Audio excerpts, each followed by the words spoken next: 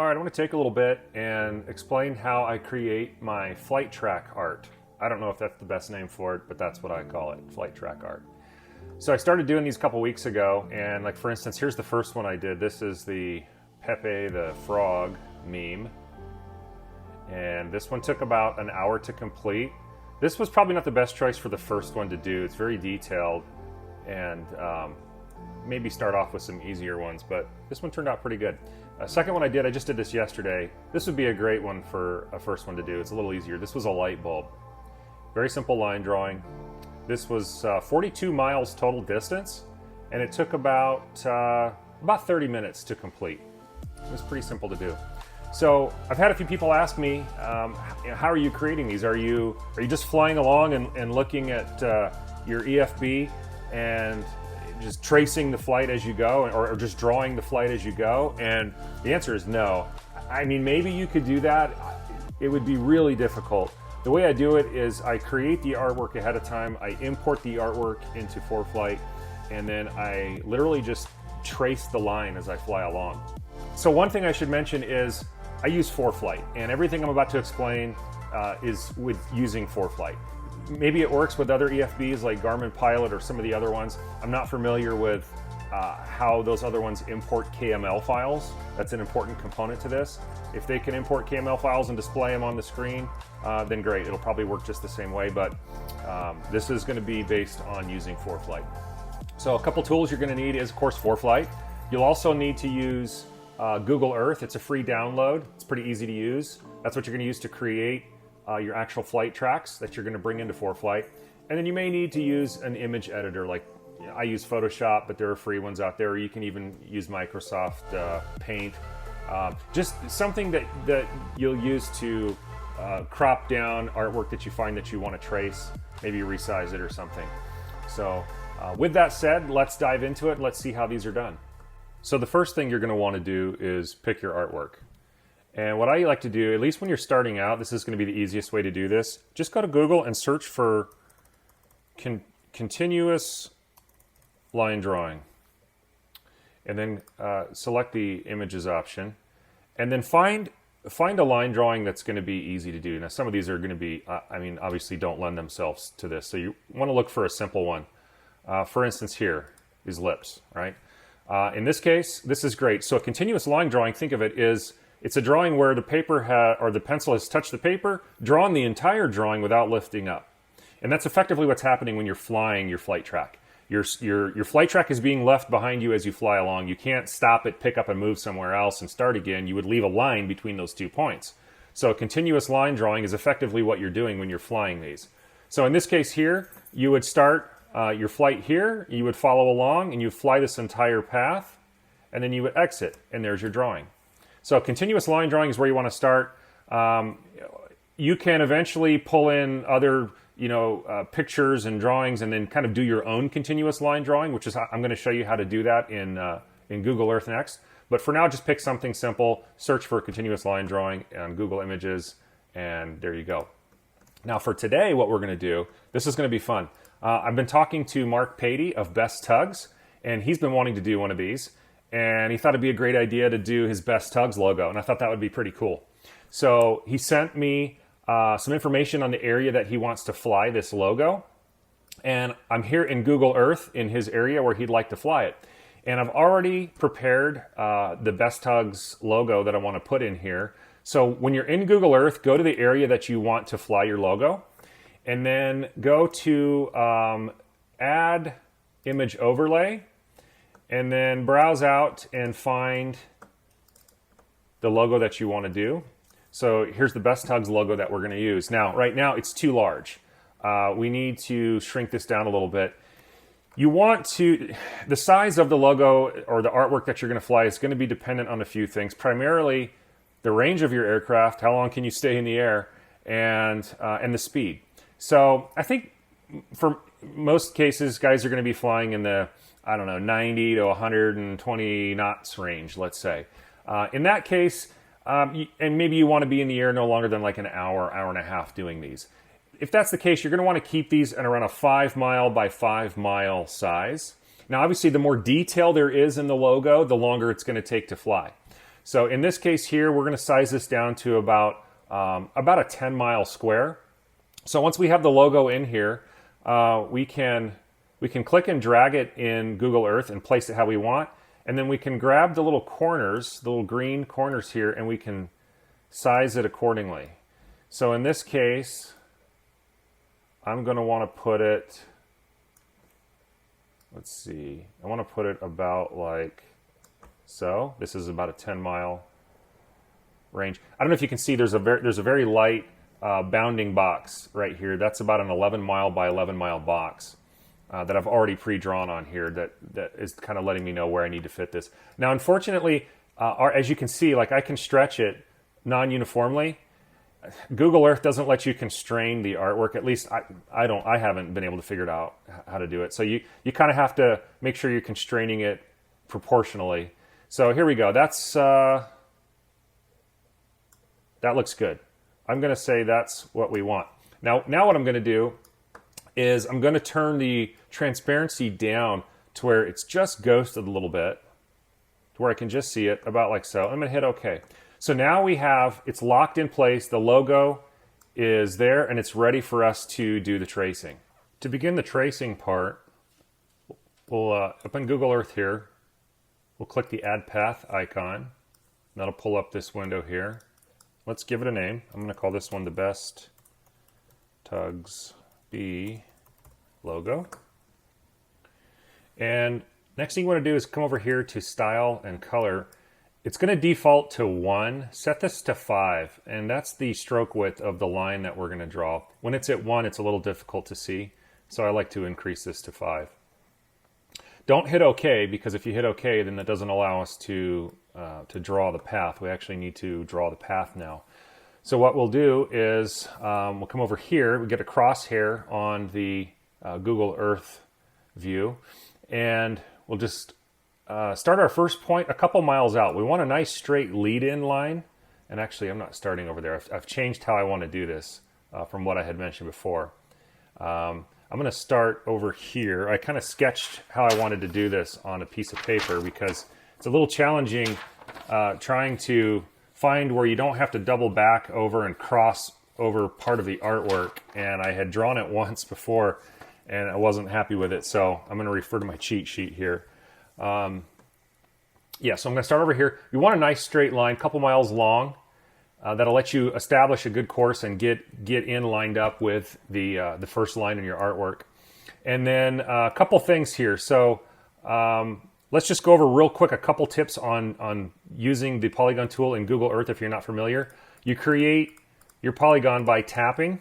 You don't want to click and hold and drag. You can, and you can see it creates all these points. But you can slip and mess up and it turns into a mess. So I wouldn't recommend clicking and dragging and tracing. I would recommend going point by point over the artwork. Now if you did accidentally click and drag and got a little squiggly line or some vertex points that you don't want, just hit your delete key and it'll one by one pull those out of there. Or you can push and hold it if you have a lot, which I'm doing now. So that's that. Now, the other tip is, let's say you're moving along and you decide, gee, I really wanted to adjust this corner right here. You can go back and click and drag on each individual vertex point and make an adjustment. But if you want to continue drawing, you have to then tap the last one and then continue drawing from there. If you made an adjustment here, and let's say you went up here and then you decided to continue on, the next point you click is going to be a vertex after the point you had just highlighted. So make sure you go back to the most recent or the last vertex in the line to continue drawing. So just a couple pointers there. The other thing you want to be concerned with is, in real life, we're flying, we're moving, we can't take actual sharp corners. We have to have a radius in the corner. So you want to draw all of your corners with a little radius. That radius is going to be, you want to keep it as small as possible, but too small and you're not able to fly it.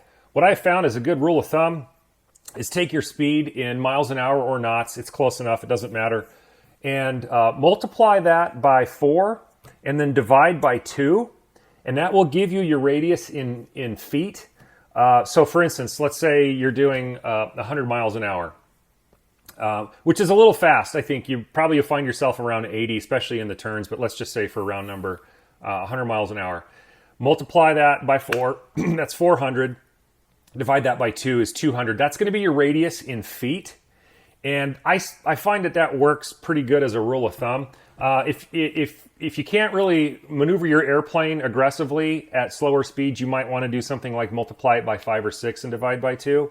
But if you have a nice, slow, maneuverable airplane, you can generally use that rule of thumb. And what I do in my airplane is I'll pull in right before I'm going to come up to a really sharp turn. I'll pull in about 20 degrees of flaps. I'll throttle back. I'll slow down. And then right before I get into the turn, I'll stab some throttle in there, bank it, and crank hard. And I'm cranking hard enough to where the stall warning's just kind of coming on. And it's right at that edge. And that's how you're going to get nice, tight lines. But do what you're comfortable with. Use, only fly to your abilities. And if you find you need to have larger radiuses, then so be it. No big deal. So anyways, I'm going to go ahead and draw around this. It's going to take a while, so I'm just going to speed this up. Oh, one more thing. As you're moving along, you're going to be zoomed in a little bit, and you'll see I get to the edge, and now I can't see anymore. So you can use the arrow keys on your keyboard to pan and reposition the map where you need it to be. And then, of course, you can scroll mouse for zoom in and out. But those pan keys are going to be super, super helpful because you're going to be zoomed in a little bit. So anyhow, I'm going to go ahead and continue tracing around this, and I'll speed it up, and we'll see what it looks like when it's done.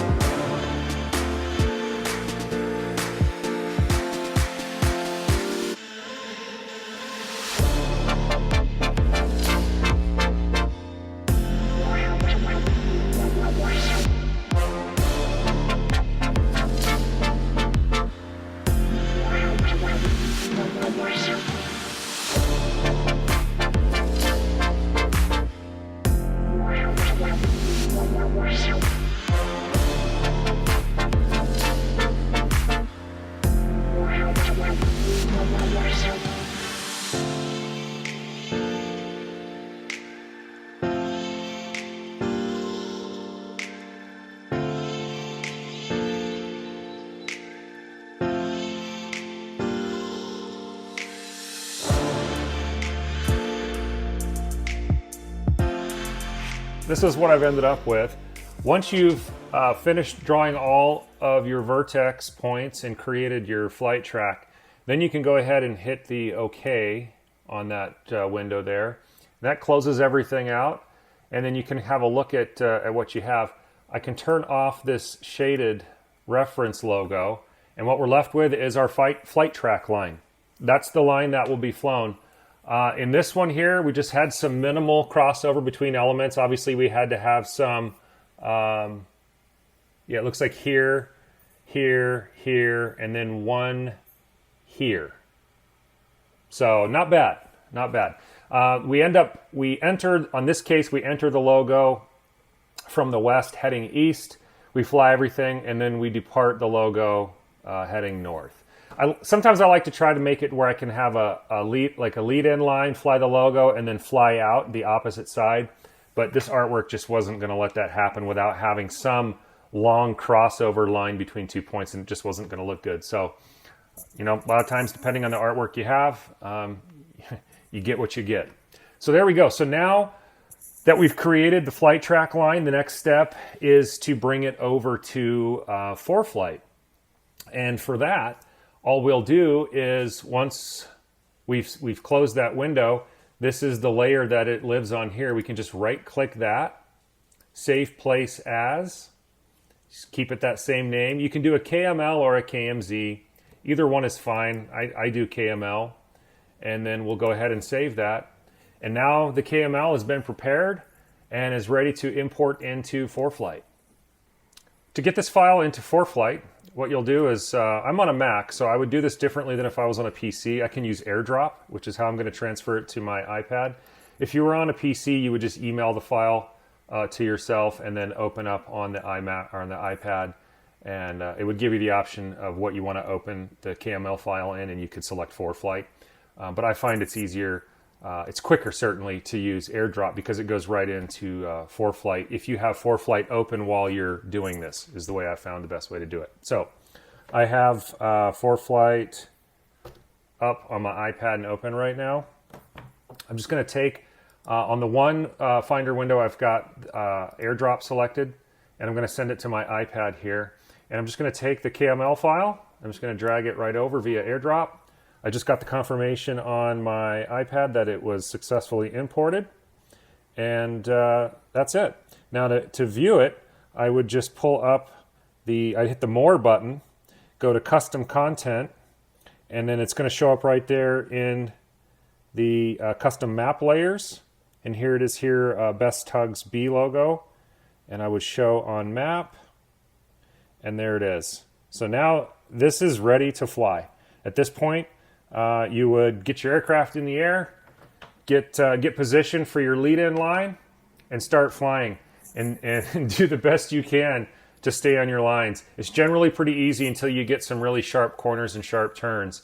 And it takes a little practice. The first couple times you may have overshot or undershot your starting point on your turn, or you may not have cranked hard enough, or you might have cranked too hard. After you've done a few turns, you'll kind of get the feel for what you need to do. And I'll show you a few pointers too as well on how to set up Foreflight to really make this the easiest way.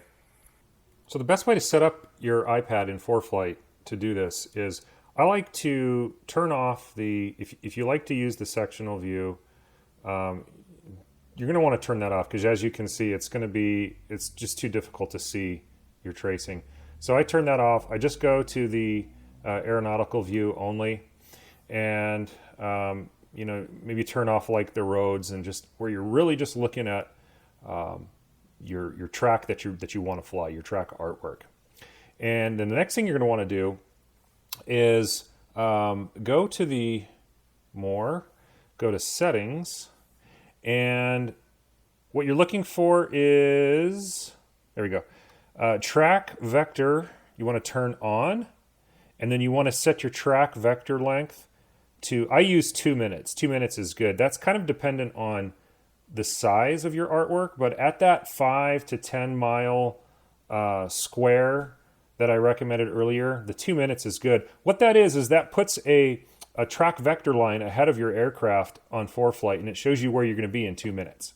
And you can use that line to help you stay on your tracing line when you're in Foreflight. And it also helps you adjust, like when you're on here and you're about to take a turn, and you take that turn and you're in it, the track length, what's cool about Foreflight is it actually curves based on real-time data. So if you're pulling too tight, you're going to see your track length be inside of the turn. If you're not pulling hard enough on the turn, it's going to be outside. It's showing you where you're going to end up at the end of that turn. It is super useful. And so that's why I use that. Without that, it would be quite difficult. But with it, it really makes this not too bad. And so that's what you do. Yeah, just set this all up. Get your track vector length set at 2 minutes. Get declutter your screen to where you're just looking at just a map like this where you got nice contrast. And then as you're flying, you're, especially with Foreflight's new breadcrumbs feature, you're going to see your track line that you've left behind, and you're going to get to see how well that you've stayed on those lines. Oh, one other thing that you might want to do is go back to your settings, and on your breadcrumbs, if you don't have breadcrumbs turned on, turn them on, and then set the breadcrumbs to clear at the maximum of 4 hours. What that does is that buys you some time. After you're done flying, the breadcrumbs won't just go away, and then you can save that track. Sure, you could actually find it in your track logs, but I like to have the breadcrumbs on the screen and then actually save my track from the breadcrumb by tapping on the breadcrumb track and then saving it that way. But in any case, turn your breadcrumbs on. It's a new feature from Foreflight within the last, month or so, and it's so useful for stuff like this. Works great. So we've covered how to create the artwork and then bring it into Google Earth, create the flight track, and export it out to Foreflight, as well as how to best optimize Foreflight for this type of flying. The next thing is I'm going to email this file over to Mark Patey at Best Tugs. He's going to fly this in his Cub, and he says he's going to put some cameras on and record the flight, and that'll be interesting. We'll see how that goes.